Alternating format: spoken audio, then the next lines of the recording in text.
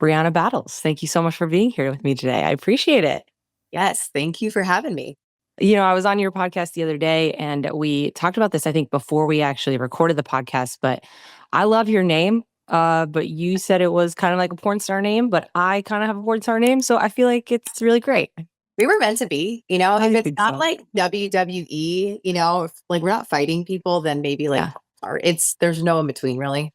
I think yours makes a little bit more sense with WWE. Mine is like, ooh, Carla Yeah, Herrera. I It's like totally, you can just make your voice a little bit lower and it's all of a sudden sexy.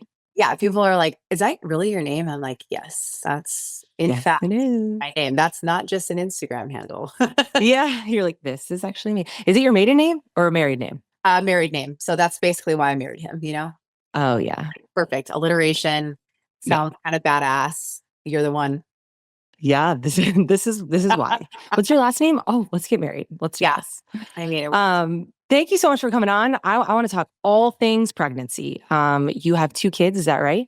I do. Yes. How Two old are they? is an 11 and 7-year old, both boys, and it's chaos. Okay. That's so fun. How how does the house look? So good. Mm, Most of the time. Yeah. I asked that because I feel like boys just like make like the biggest boys, meaning even my husband. I'm like, Yes. you're too old to just leave stuff around the house. What are we doing Yeah. here? No, I mean, definitely like there's like socks everywhere and balls Yeah. everywhere. Like literally and figuratively, there's so many balls, like football, baseball, basketballs. They're just everywhere and they appear constantly. So, Yeah. but other than that, I'm just like, okay, I'm not raising boys that are just going to be like, just basically put the toilet seats down. That's gross. So, like, I try to Yeah. like have trained pretty well, even though I'm the only girl in this household, including the dog. Like, I Oh, have you no have a like, boy dog. boy dog. Yes. Yeah. I just like really love testosterone. So, Yeah. You're like, I'm like, this is great for me. yes. Did you always know you wanted to be a mom? Yes, I did. I had a great mom. Like I was raised by a single mom and just so close with her and my sister. So that always felt like the pathway that I wanted. Yeah. But ultimately I never envisioned my life and career and trajectory of like what mom life looks like. I had no vision on that part.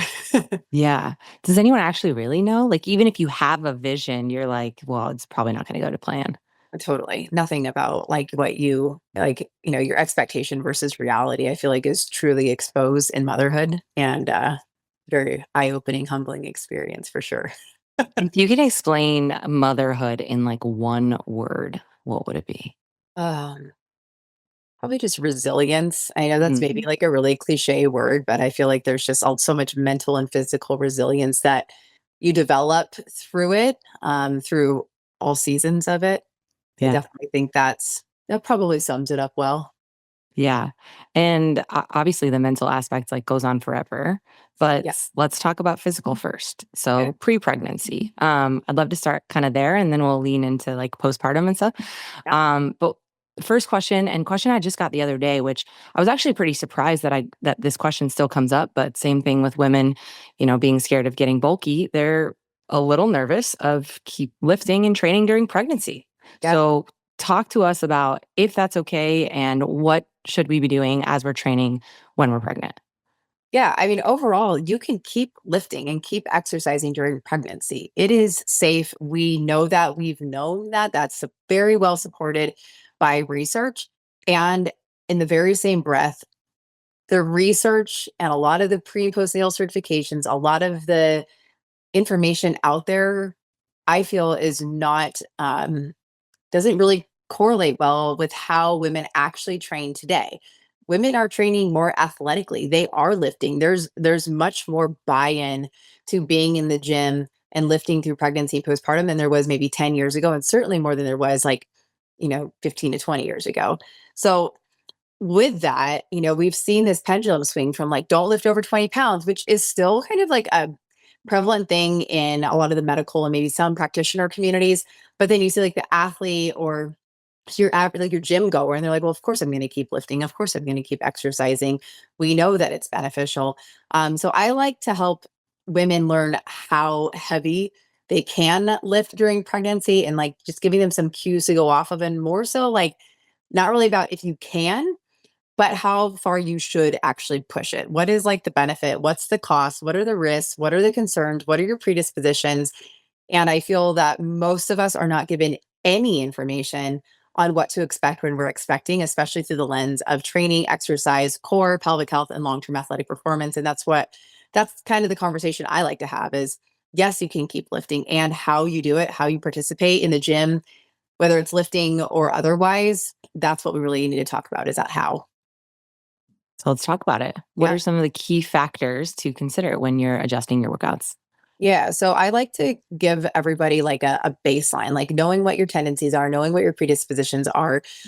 You got to be aware of your pelvic health because pregnancy is a time where you're not fragile and you're not invincible. Your entire structure, center of gravity, pressures, tissues, ligaments, everything is changing to accommodate the growth of a baby. So from your abs expanding at the midline, which is a diastasis, it's a very normal expectation and adaptation our body creates during pregnancy, to more weight and load on the pelvic floor as the baby grows. Like our whole system, our core system is being really compromised. And when we think about lifting, most of us, whether we intentionally do it or not, tend to valsalva or brace. We're used to sucking in our stomach. We're used to creating a lot of tension, whether it's in our glutes or in our abs, in all of our lifts. And now, when you add tension and pressure on top of a system that is already having to adapt to grow a baby, that can create or at least add to some core and pelvic health symptoms. So, again, that's not always like if you can still lift 200 pounds, it's like,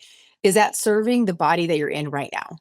And that's a conversation. There's like so much I call athletic maturity that has to be leaned into, especially during pregnancy.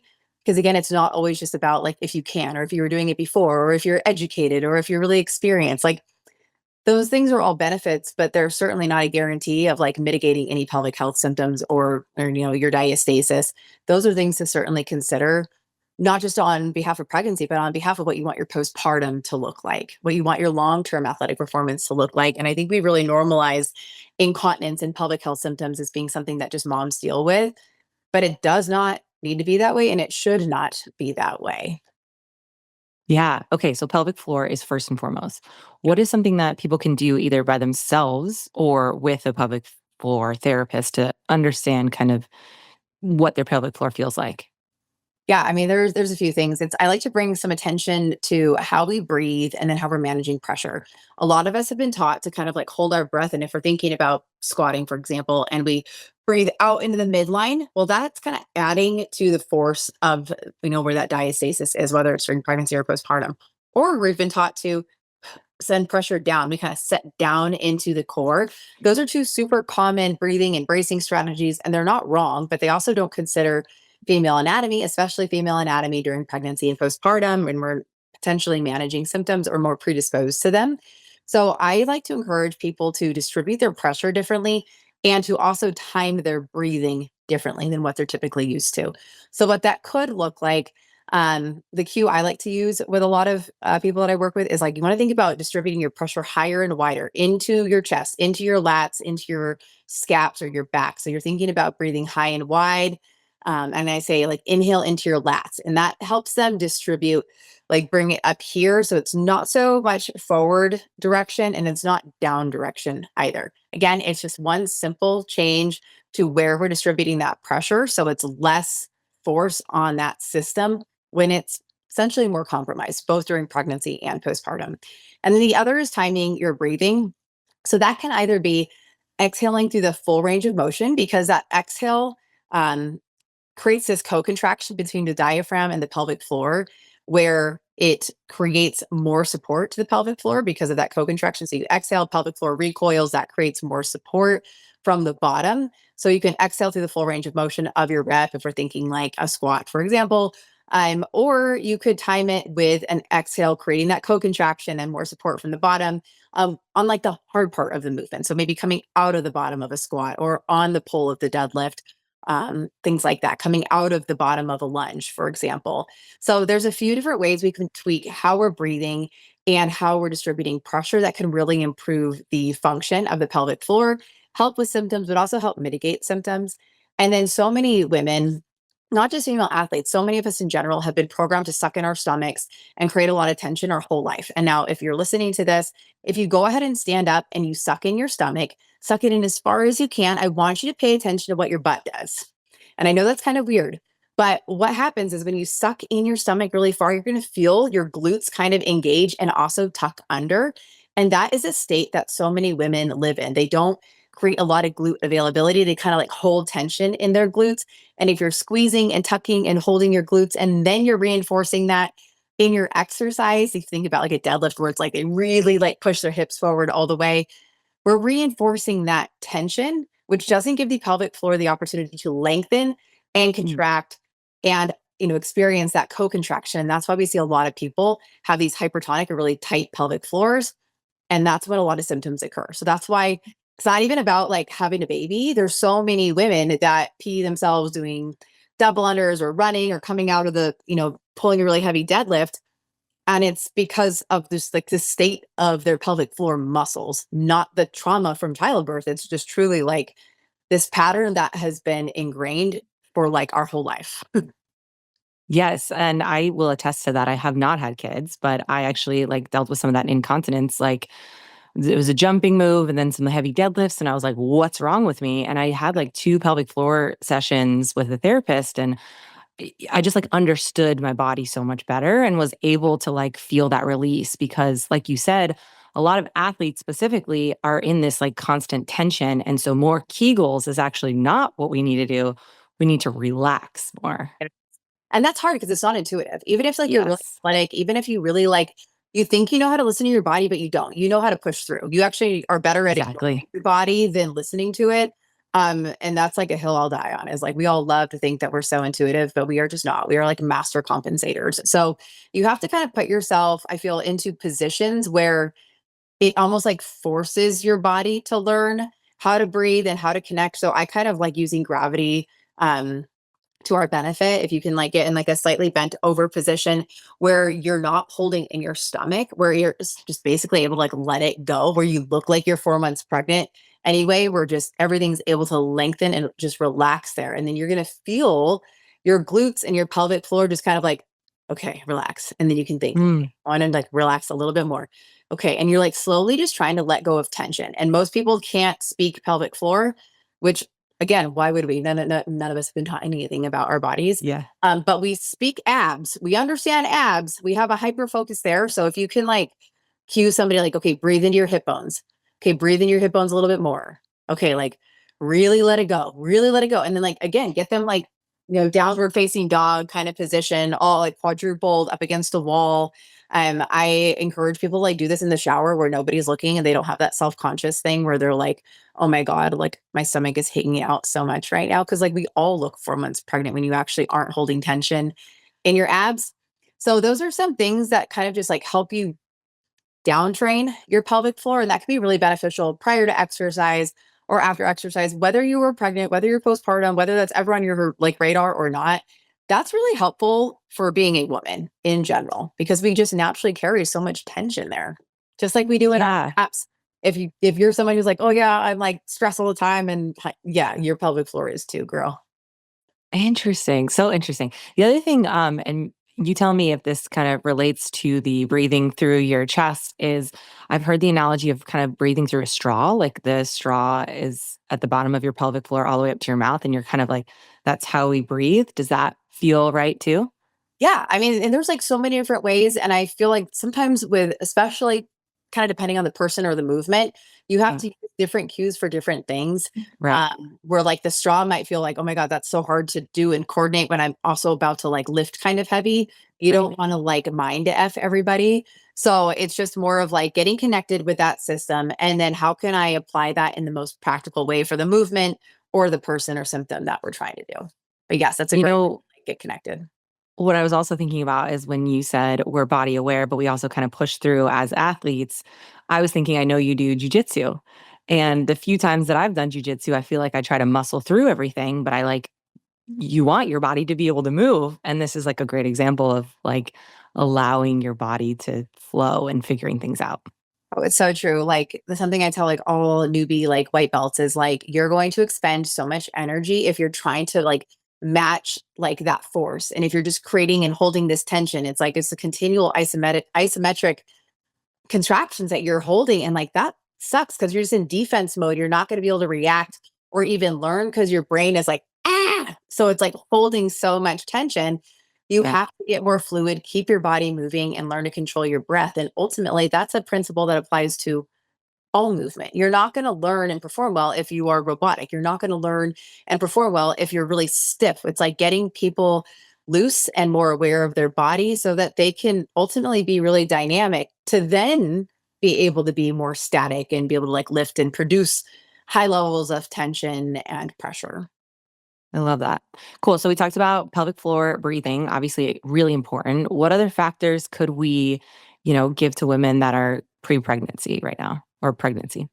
Um, this is always like it's like unpopular because no one wants to hear it, but it truly dictates everything, which is learning to adapt your mindset. Because pregnancy, I feel like exposes so much of our BS around our body image, around our relationship with exercise, around our relationship with just everything, like our worth.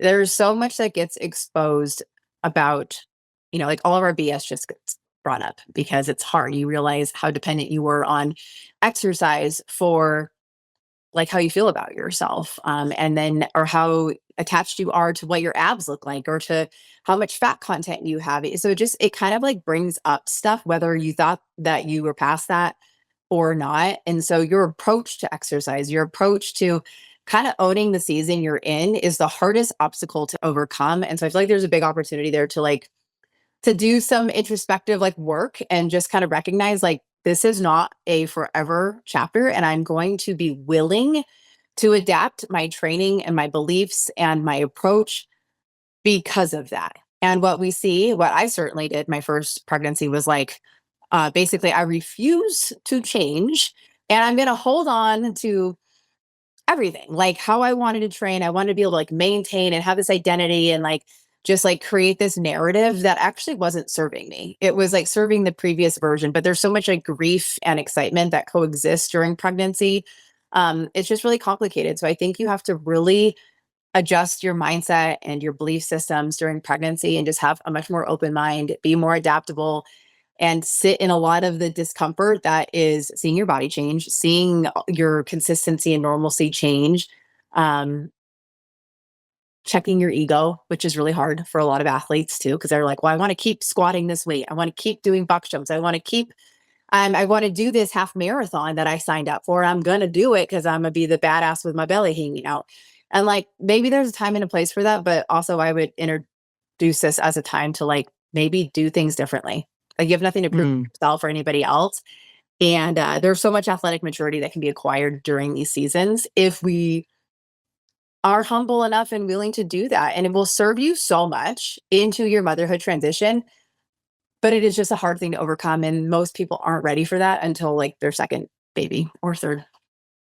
What if they don't have a second and they only go through it once and they just Then beat themselves in the yeah, I head mean, for that long? it's just brutal. Like, and I say, like, motherhood is amazing and it humbles you in so many ways. It truly exposes all of your bullshit. It really does. And so, yeah, I mean, for me, it took a long time. It took getting really rocked by my first postpartum experience with my son, where all of my belief systems about training and exercise and my body and my ability and what I thought if I did X, Y, and Z, then this would be my result. Well, like, that's not how any of this works. Like, there are no guarantees out there. Like, there's just so many variables. And if you're a type A, like process driven person, then you think if I do all of these things, then it's going to like, increase the odds that X, Y, and Z will happen. But that is just not how it works. That's not how any of this works. You can't You worked be with so comfortable. many yeah, you worked with so many women that have gone through pregnancy before. What tips would you give someone to, want their pre-baby body back or want to be that pre-baby version of themselves? Yeah, I mean, ultimately, I'm a pretty direct person, so I have to like soften my approach depending on the person I'm talking with. But I think it's just saying like you can return to what you were doing before in most cases. And what that process looks like and who you become through that process is not who you were before. So like Mhm. that girl, like that woman, she's not here anymore, but she's always part of you. Just like, we talked about this on our podcast, like, we are not the 16-year-old versions of ourselves. We're not even the 20-something-year-old versions of ourselves anymore, but she's with us. Like, we still like love and appreciate the foundation that we got through our sports, through our different fitness experiences. All those reps, they all count. They all matter. They've all created this like story of who we're becoming as athletes. And when you're a mother, like, this is just another and a different kind of rep that you're getting in your evolution as an athlete. So who you were before, we're not going back to her, but who you're becoming might even be way freaking better. And I would argue most of the time it is, because you become a better athlete through the process, because so again, all of your BS gets exposed and you're able to like redefine what you want your relationship with your training, with your body, with your goals, with all these things to look at. You're able to have a lot more self-awareness mentally, physically, with your body, like really understanding your body in a way that none of us have been taught before. You become a more intuitive athlete. You become a lot more efficient with your time and your training, because it's not your whole personality anymore.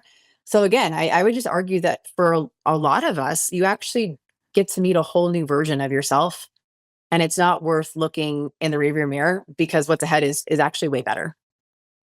You make it sound so exciting, and I know that there's so much more to that, right? Like you've said many times that it is very hard, and we know that is a true fact, but also how great it can be on the other side as well, and how you can be this really better version of yourself. Yeah, it's both. And like, it's hard to be sidelined. Like, and I think if Yeah.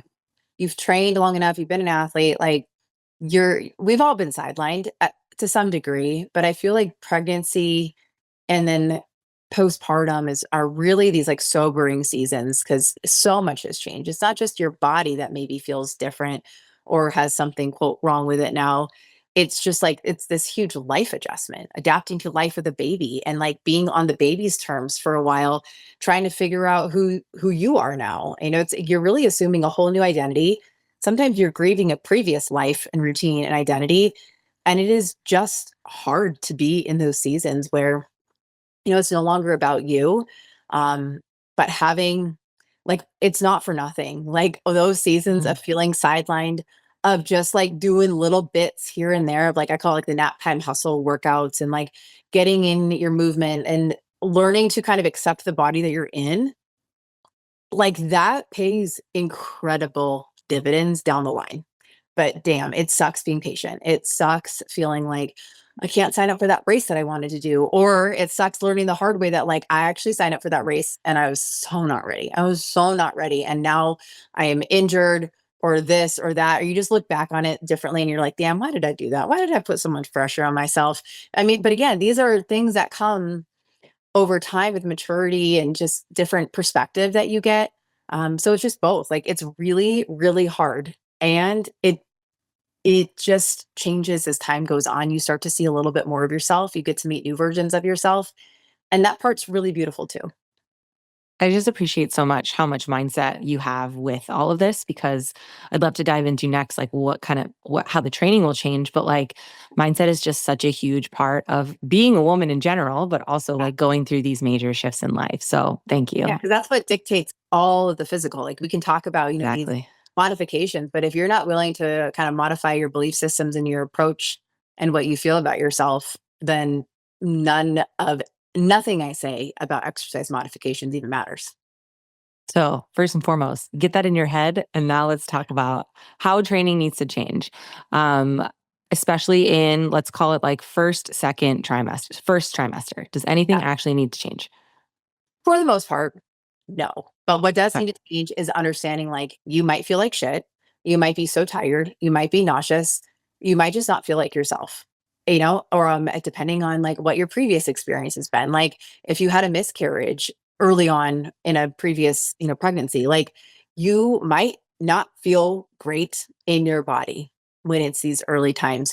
So I think it's just certain levels of grace need to be extended more so than like core and pelvic health training adjustments or like don't do this, don't do that. It's not so much about that. It's just more of like the whole human experience there where you might feel sidelined. Other people might feel really great and they're like, I don't even hardly feel like anything's even happening right now.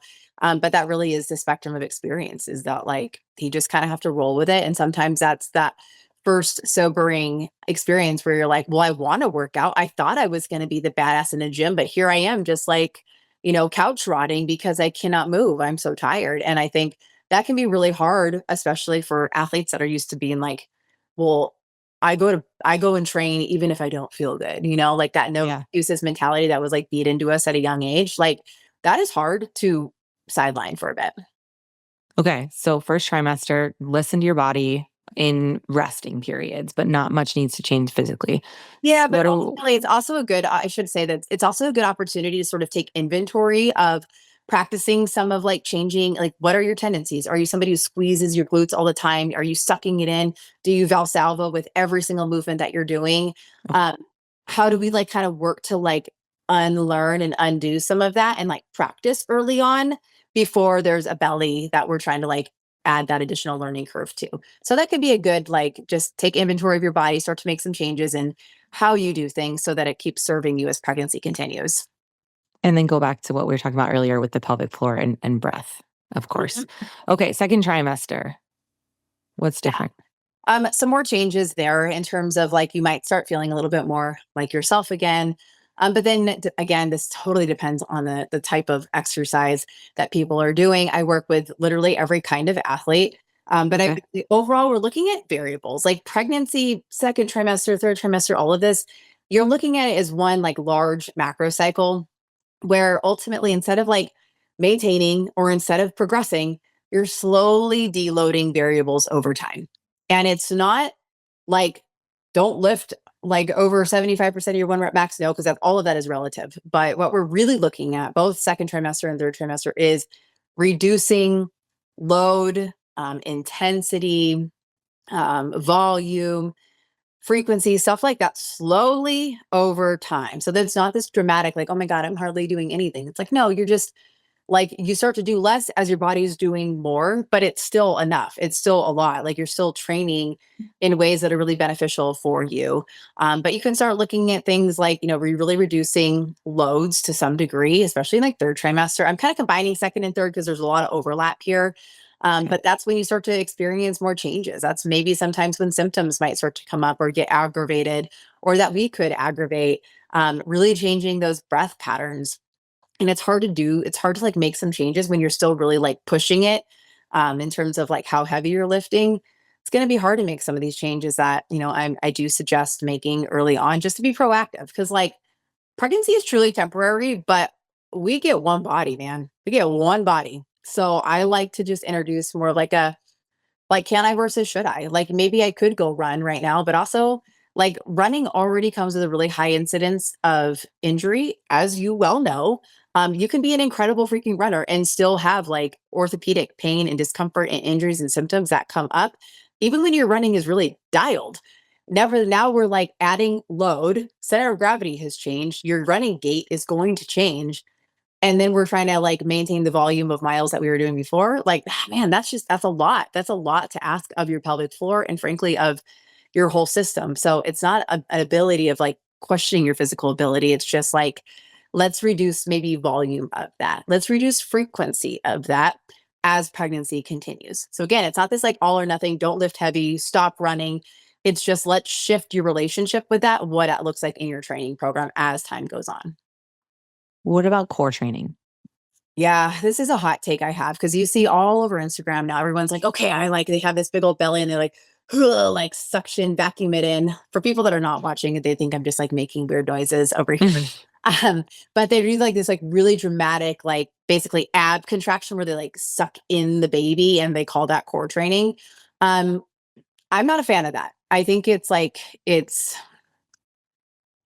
missing, what's that expression? Like, "They can't see the forest through the trees," or something like that, like, they're Mhm. trying to do, like, one thing, but it really is the sum of all the things that we're doing, and you cannot undo your training and all of that with, like, a couple, like, weird ab exercises. So I, instead of, like, core specificity in terms of ab exercises, I like more core involved movements, sleds, farmers carries, front loaded carries, things like that, where deadlifts, squats, where the core is involved in all of that. And where, we can reinforce rib cage position where we don't have that really overextended, a lot of pressure out into the midline, which you get with a lot of flexion exercises. So I like to like, front rack carry with a kettlebell, for example. That puts, that good tension on the midline. That can challenge the core, but it's not doing these like crazy ab exercises where it's like, this is a pregnancy ab exercise. Like that's marketing.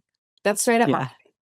So abs are involved in every single thing that we do, and you will get so much more benefit from your core health when you can incorporate improved breathing, pressure, and tension strategies to all of your training. Again, the sum of what we do, not just this ab routine of like 3 sets of 6 reps of these very specific exercises. Like that's meh. Yeah. It reminds me of like seeing online, this one exercise is going to fix all of your back pain.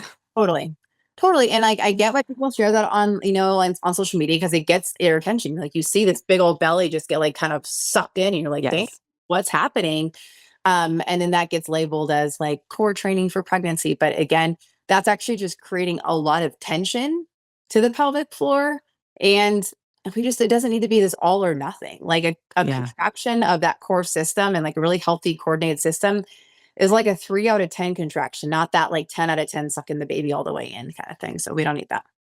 What about on your, sorry, what were you saying? Oh, I was just saying, in my opinion, for Yeah.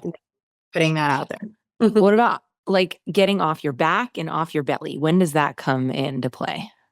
Yeah, I'd say that's all like really individual. Some people don't feel good on their back early on, whether that's like acid indigestion or just like they just feel really compressed.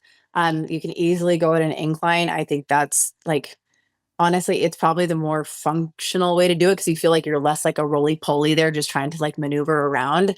So I would suggest probably bringing it up to an incline, and that can happen, usually once you start showing a little bit more and it's just not as comfortable. Um, down, just laying down on your stomach, there's really everybody shows at such a different point in time. It's truly a comfort thing. Um, but ultimately there's not a whole lot you're going to be doing face down as pregnant. Twisting? What about twisting, rotating? I think rotation is really good. And especially when Okay. timed with like your breath really well. Again, so we're not like pushing a lot of force out onto the midline or squeezing the glutes under to kind of create that quote core stability.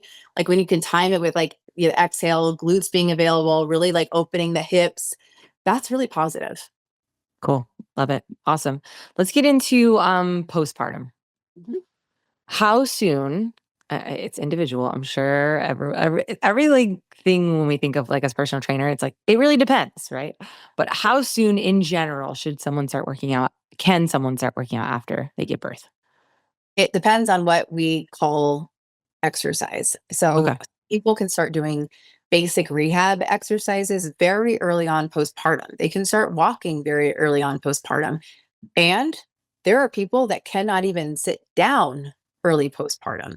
So that spectrum of experience like really looks different.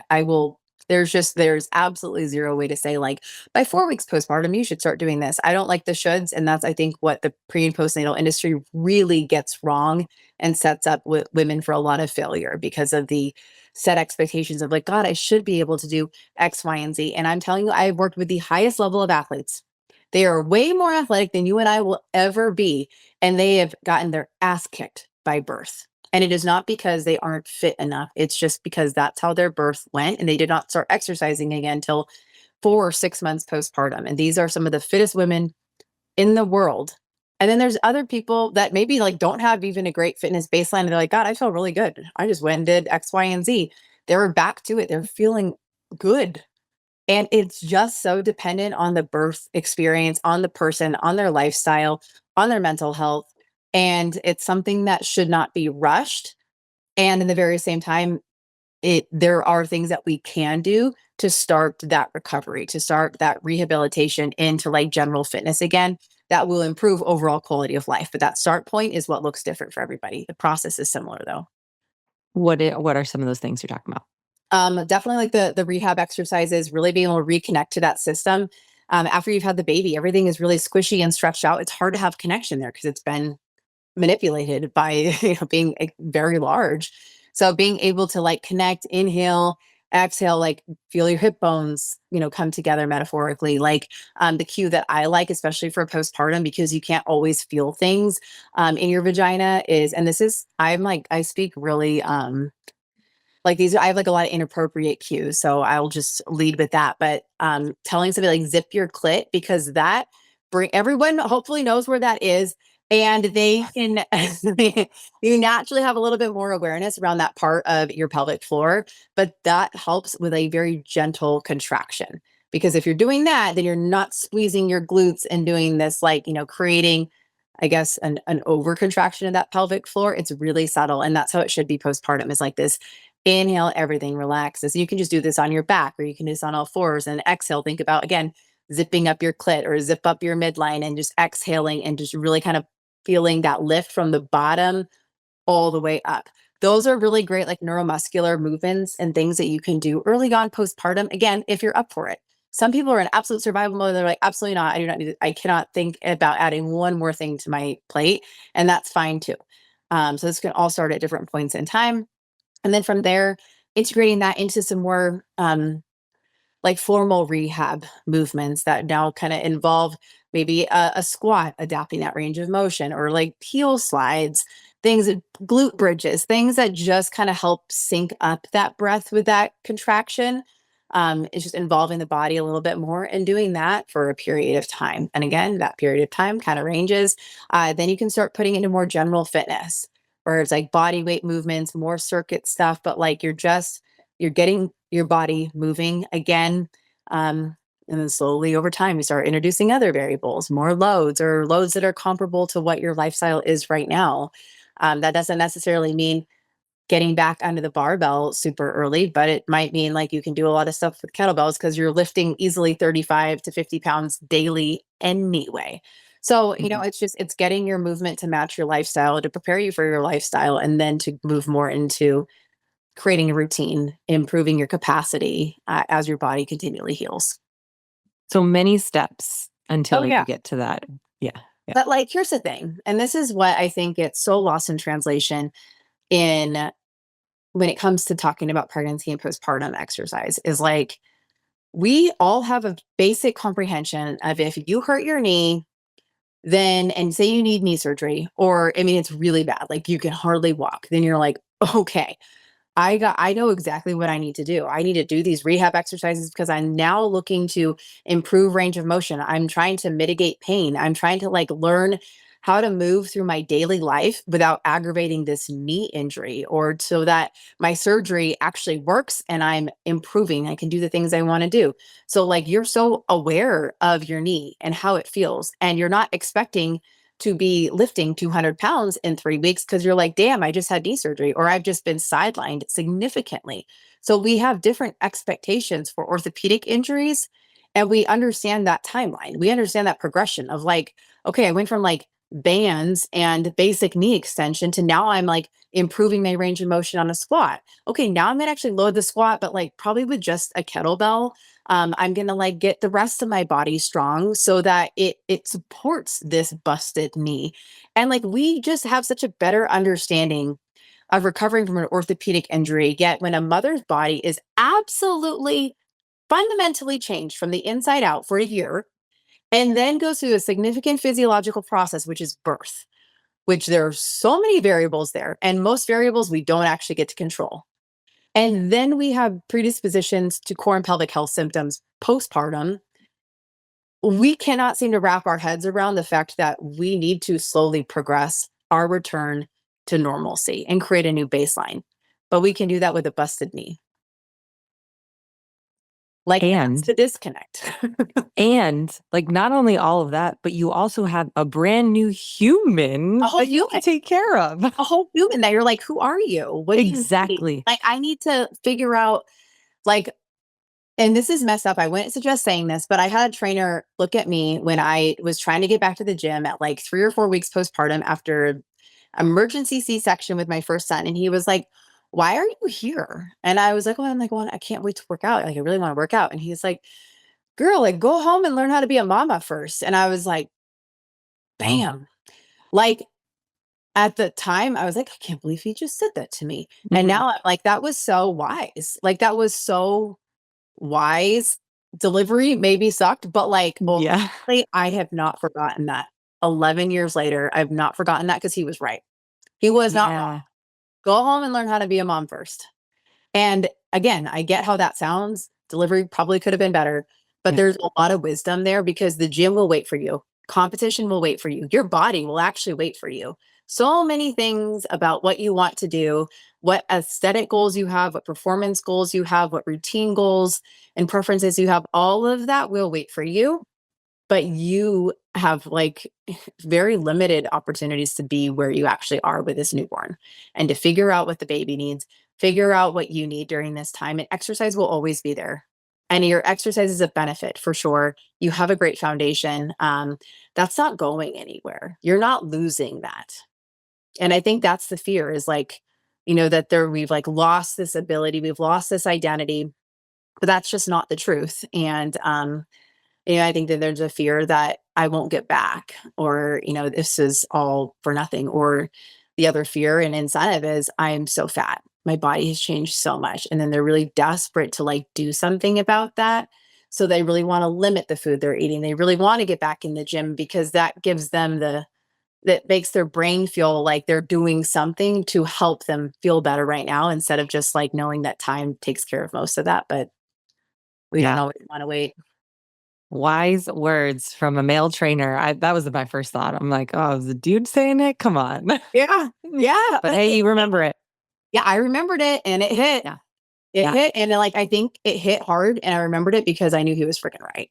I knew it. Yeah. Like, in that moment, Yeah. like I'm offended and shit. And bye. Like my ego wanted one thing, but like my spirit actually knew that he was right. I want to talk about and I'm probably gonna butcher diastasis recti. How do I say that word? Diastasis recti. Diastasis recti. This is obviously a big concern for a lot of women. So what can we do to combat this and how do we work around it if we do have it? Yeah, I mean, so everyone who gets pregnant will have a diastasis, period. Like, there's no, again, that's marketing. If you see a program or person that's like, prevent your diastasis during pregnancy, absolutely not. That's not how that works. It's a very normal part of Mhm. our bodies adapting and growing a baby. And that really is just the separation of the abdominal wall at the midline. So, if like, I don't know if this is videoed at all, if you show, but like, if you can think about like a zip up hoodie, that zipper line that expands, but that's just connective tissue. That's called the linea alba. So that expands a lot during pregnancy, but it's not tearing. Your abs are not like ripped, unless there's a hernia, but that's a different story. And that tissue spreads to accommodate the growth of the baby.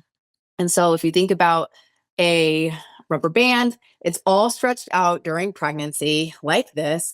And after you have the baby, it's still pretty stretched out. It's this, everything is squishy. Your stomach had to expand, your muscles. There's just more elasticity in general to your muscles, your abdominal muscles, and to those tissues. So as time goes on, time and intention with some of your rehab exercises, you can improve the approximation of your abs. So they go from being like flared out like this to starting to slowly come back together. And ultimately, we want to make sure that we're strengthening that connective tissue, which is the same way we strengthen muscles, but that doesn't have to be through all these different like core exercises. It's the way we do things. It's how we are generating tension. It's where we're sending that pressure. Because again, if we think about that pressure example from earlier, where we're breathing out into our weight belt or really far out into that midline, that's going to be pushing against tissue that can't fully support that much pressure at different points in time, pregnancy, postpartum, etc. So being able to really distribute that pressure and increase the um like the durability of that tissue. That takes time. It takes a lot of time for tissue to remodel. Again, we think about other injuries, like it takes time and it happens through really specific movements and being really aware of your movement patterns and not doing too much too soon before your body is ready for it. So what you're saying is everyone has ab separation. Yes. Yes. Everyone. Everyone. It's just So the degree of it is what varies. The Yeah. severity of it, like that absolutely varies. Some people, it can just go back, quote, naturally. Others really have to put in a lot of work and it can take a long time. It can take over a year for some people to improve the health of their core, which is improving not just the approximation of the abs, but the tissue of that midline, that connective tissue. It can take a long time to improve. And your abs might always be slightly different. That does not mean that they are not functional. They are still absolutely functional. Even if you have a pretty significant diastasis, your abs are still functional. How we go about, utilizing different movements and different strategies, that's what varies. But like there's a lot of fear around diastasis, and a lot of people are told, I can't do this, I can't do that. It's not the case. It's just how Right. we're doing things. And are we doing things to help or are we doing things that aggravate? And like that's all a very individual experience, but there's so much that we can still do through pregnancy, through postpartum. And diastasis is one concern and is a very valid concern for a lot of people. And I think that it gets a lot of attention because that's almost the easy thing to be concerned about because we're all freaked out about our abs changing. We all Right. like are afraid of like, I don't want more stretch marks. I don't want loose skin. I don't want a poochy stomach. And sometimes those things are correlated with diastasis, not always, but it's hard to see your abs change, especially if you're like a really fit minded person.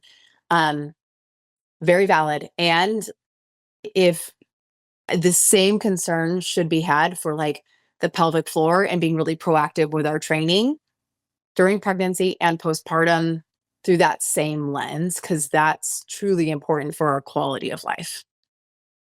So interesting. Can you talk about coning and doming and what that is and what the difference is and how that affects postpartum? Yeah, I mean, we'll see that a lot in pregnancy too. And all that is forward pressure on that midline. So that can be achieved through adding pressure, like that big breath hold, for example.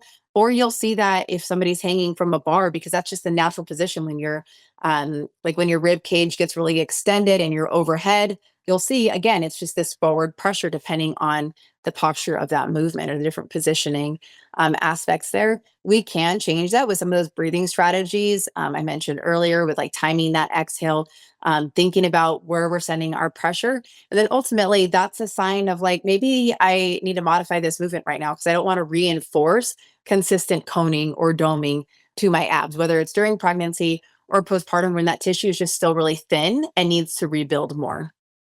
So is it a bad thing to have that when you're doing some core exercises? It is a source of feedback. Okay. It's like a yellow flag where you're like, okay, this isn't like bad, but Okay. ultimately it's not something that you want to push. And I win it because there's no point. And the very same time, and I understand this is very nuanced, but my brain goes to like, there's just so many different examples of this. Like some people might always have some coning. They might always have some doming, even if their tissue has improved, even if they don't really have a diastasis, certain movements, certain breathing patterns might contribute to that. But that doesn't necessarily mean that they have a diastasis. That just means that they have forward pressure on their midline. If I look at my own sons, if I look at my husband, during certain movement patterns, like they too will have coning. I bet if I looked at your abs, you have not had babies, I could get you to have a coning or doming in your abs, depending on how you're managing your pressure and the position I'm putting you in. So again, that doesn't necessarily mean that constitutes a diastasis. Like I don't want to pathologize diastasis, but at the same time, it can act as feedback as like, okay, I'm sending a lot of forward pressure on that midline. And depending on the state of my body and of the tissue of that midline, this is probably something I don't need to do as much right now. Yeah. You put me in a hollow boat, it will happen Yes. almost every time. Right.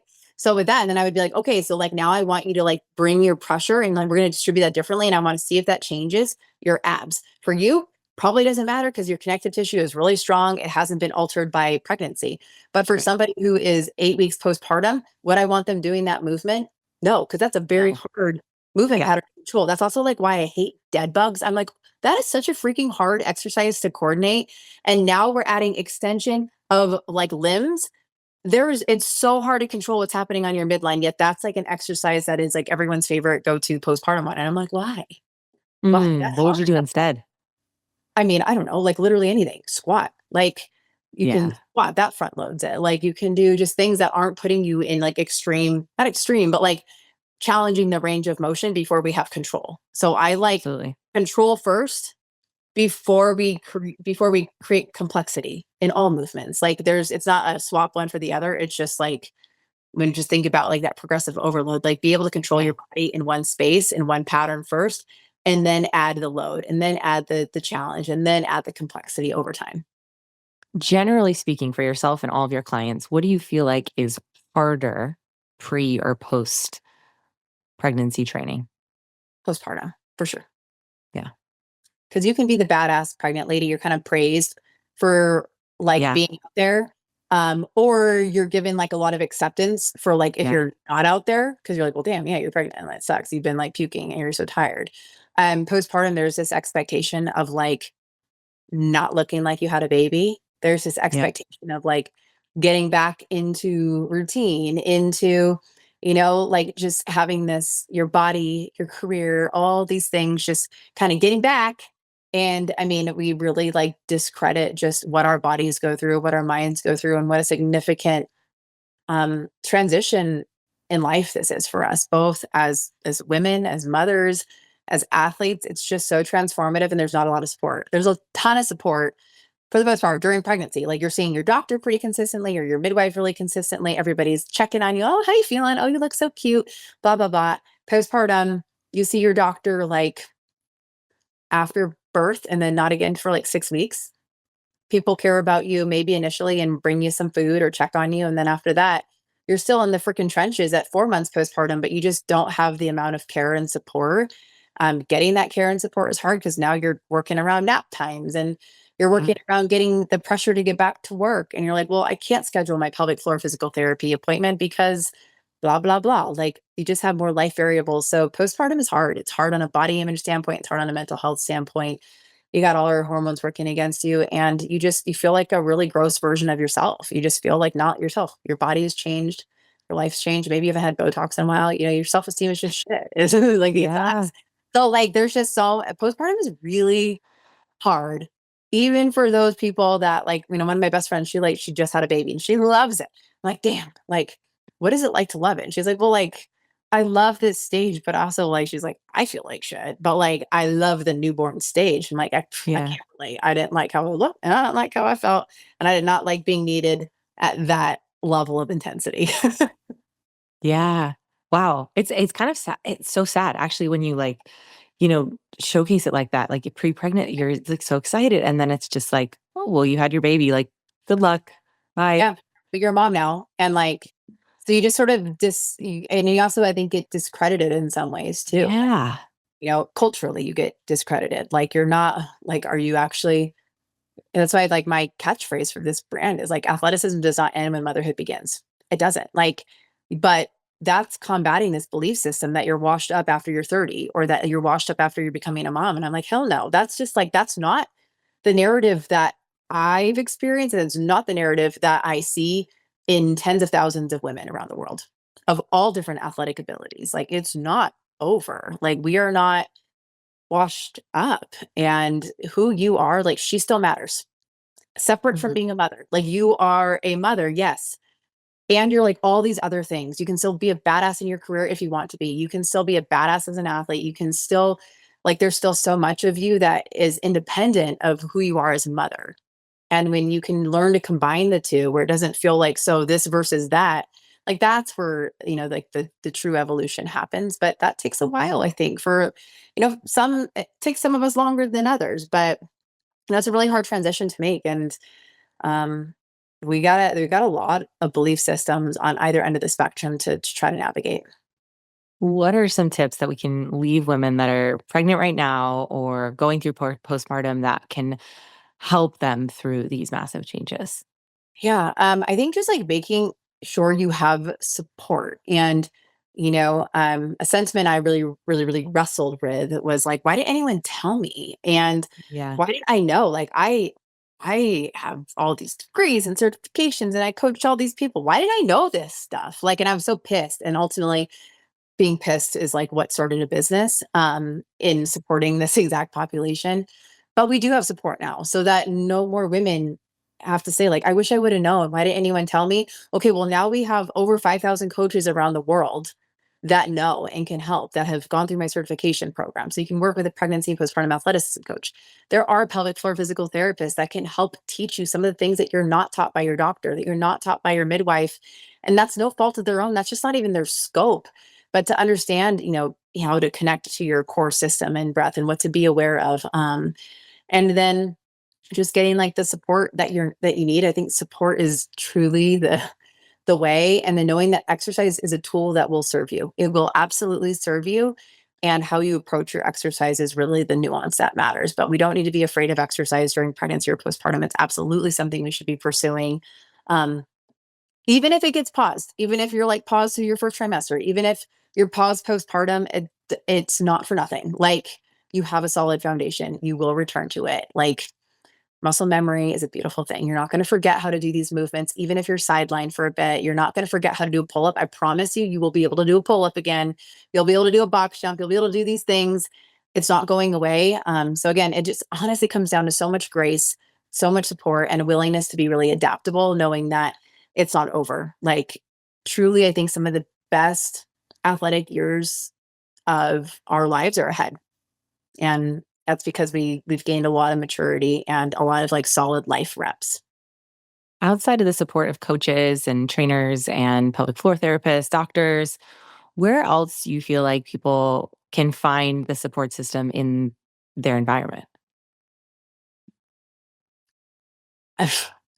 That's why I created this girl. Like, I'm Yeah. telling you, it's messy and it's hard because there's, I think, a lot of people that, social media can be great. And then there's this huge comparison of like, well, if she does Yeah. CrossFit, we were pregnant at the same time, she did this, or like, jujitsu is becoming more popular and people compare to somebody that they see who like got back to competition after having a baby. And then a person I'm working with right now is like, God, should I be able to do that? Like, I don't feel like I absolutely could at all. And I'm like, no. And like, I can guarantee you she's struggling. Like, I know the behind the scenes. And it's really hard because like social media can be so empowering, but it can be such a comparison trap and so toxic, especially when you're in a vulnerable season of life. So that's why like really leaning into the professionals that have a Okay. true scope of practice is so key. And hopefully, if your own CrossFit coach or personal trainer, whoever doesn't know, then hopefully they are somebody who can then appropriately refer in the community, locally or online. And that's like what I love is like when we can get great collaboration. Like, having this conversation today is awesome because that's going to reach people that are like, okay, like this exists. Um, but it is hard. Like, it's not easy to find people and to find that support. It is not. Well, we are so glad we found you. Tell everyone where they can find you, see your programs, and everything about Brianna Battles. Yeah, absolutely. Well, I'm on Instagram and it's at Brianna.battles. And then the brand page is at pregnant.postpartum.athlete. I have my own podcast, the Practice Brave podcast. And then I have my certification program for coaches. That's pregnancy and postpartum athleticism. You can check that out if this sounds appealing to you if you're a coach. And then, of course, athlete programs for pregnancy and for postpartum. And all of that can be found on my website, which is the pregnant and postpartum athlete.com, or also briannabattles.com. Thank you, thank you, thank you so much for being here. You are a wealth of knowledge, and I just appreciate you. I'm sure everyone learned so much from you. So thank you for your time. Thank you for having me.